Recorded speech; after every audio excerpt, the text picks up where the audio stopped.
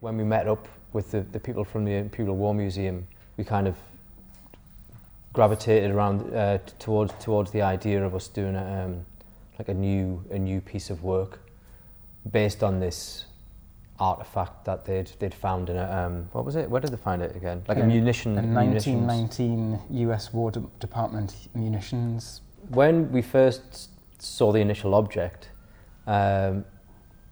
we weren't quite sure what it was. To me, it looked like some kind of seismograph. You know, these 5 or 6 lines. I mean, it was obvious that there was lots of vibrations the minute before the end of the First World War, and then when the First World War ended, the vibrations ceased.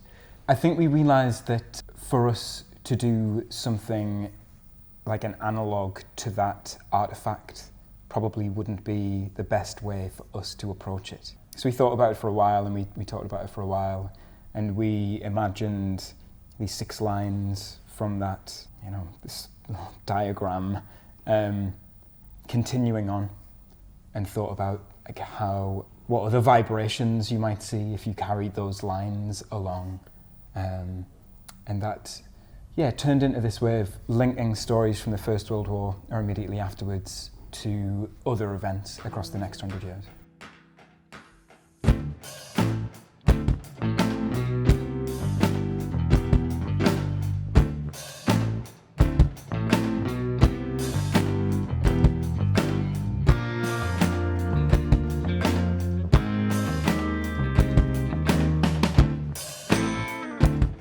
So this is the end.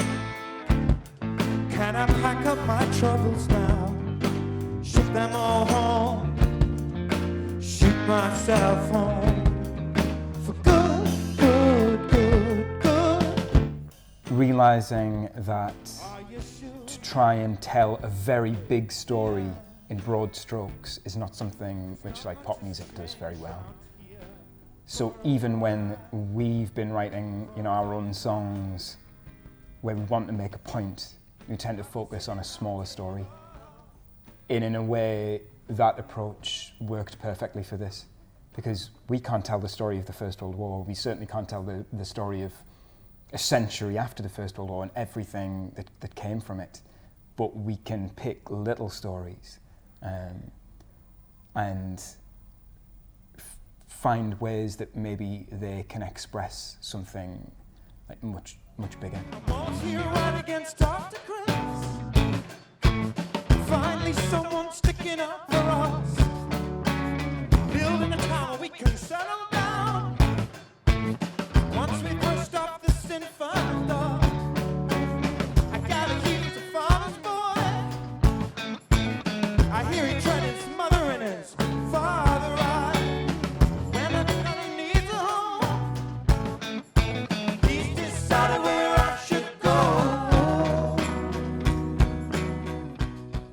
Well, when we were looking for stories, we found a lot of interesting things that we didn't realise.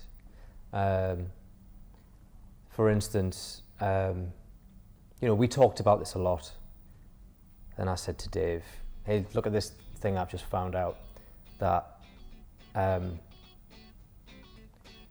basically Germany have only just finished paying off their war reparations, in a way.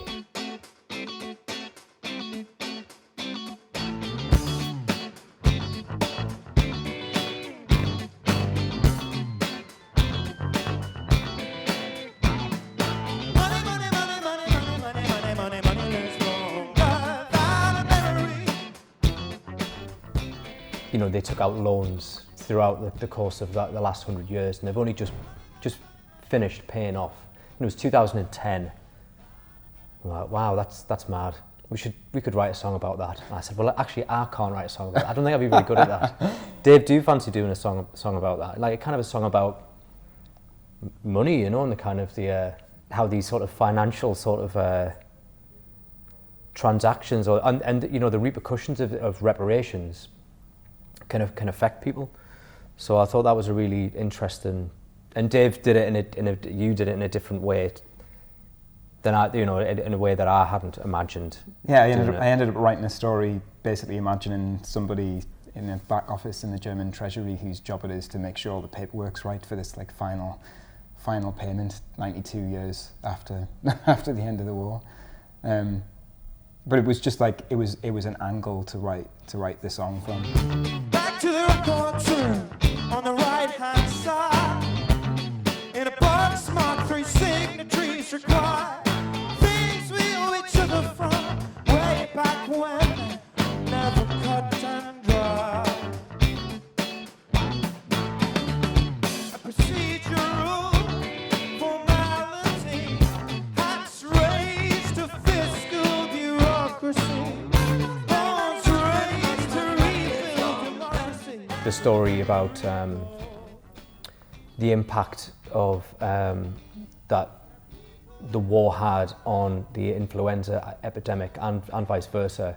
We thought, you know what, we shouldn't really be writing a song about that. It's like we can't express that sort of thing in a couple of verses and a chorus or a middle eight or something like that. I thought, you know what, we just need to do some music for that. It's, it's still a kind of interesting story, but it's a wider one. Really, I didn't want to just find a story within that.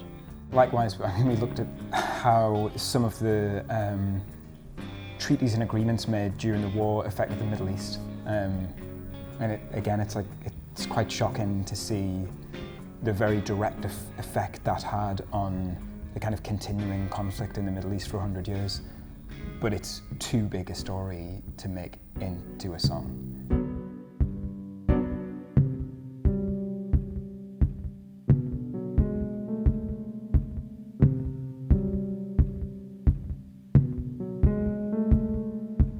And on the other hand, there are some things where we could approach it in a really like light-hearted way. So we found out that the material which basically made the modern sanitary towel possible was invented or came into wide use from being used to dress wounds.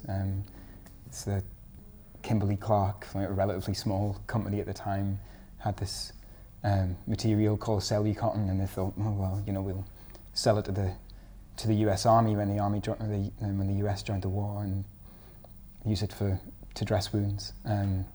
But nurses on the front started to use it for sanitary hygiene.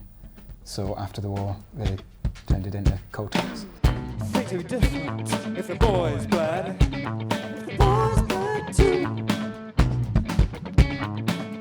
Things would be different if the boys bled.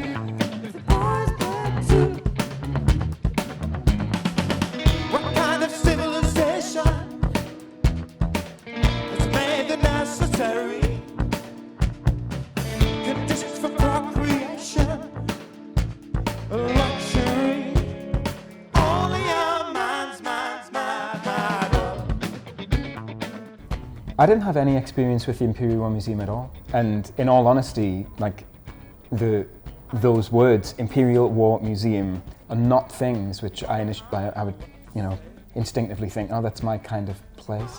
But actually, one of the first things we did was go to visit the IWM North, and to realise what the museum is really about, and to have a really powerful experience just being there, to see some of the films and see some of the objects, and understand it away from the name was huge for me. Looking at the objects, looking at the stories, I thought, God, these are like the real small human everyday stories within these things, but they're part of this massive picture, this tapestry of everything that's gone on before and since, and it's like these things are really, really important.